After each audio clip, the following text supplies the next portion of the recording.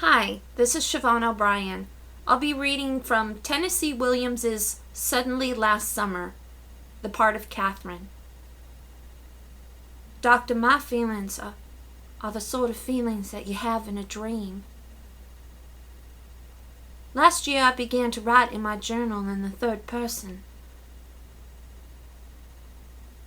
Well, last winter I went to a Mardi Ball dance with a boy who could barely stand up. He got so drunk.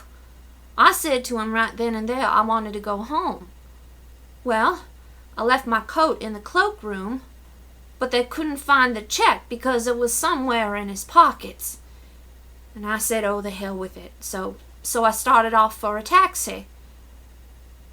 And then somebody had put their arm over my shoulders and he said, I'll drive you home. He had put his coat on over me and put it over my shoulders. And I looked at him and I don't think I'd ever seen him before. So he took me home in his car and we stopped. But we stopped at another place first. We stopped near the Doolin Oaks at the end of Espelon Street. We stopped. And I said, what for? And he didn't answer. He just sat there and struck a match to light his cigarette. And then he looked at me, and then I knew what for.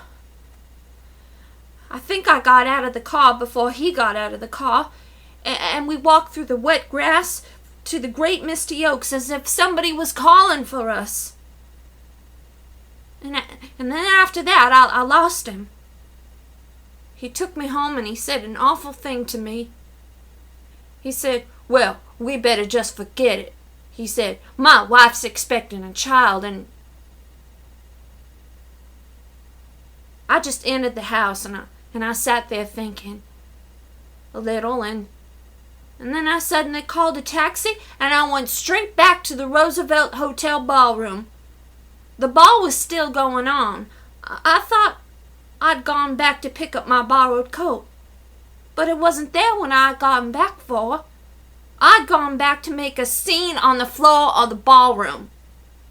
Yes, I didn't stop to think to pick up my coat at the cloakroom, to pick up actually Aunt Violet's old mink stole. No, I went right over to the ballroom and I spotted him on the floor and I ran up to him and I beat him as hard as I could. I smacked him in the face and chest with my fists till Cousin Sebastian took me away. After that, the next morning, I started to write in my diary in the third person, singular, saying, she's still living with that moaning. Meaning was, what's next for her, God knows. I couldn't go out anymore.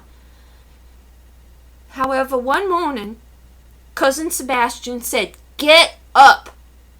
Well, if you're still alive after dying, well then, you're obedient, Doctor. I got up. He said, he took me downstairs for a passport photo and said, Mother can't go abroad with me this summer.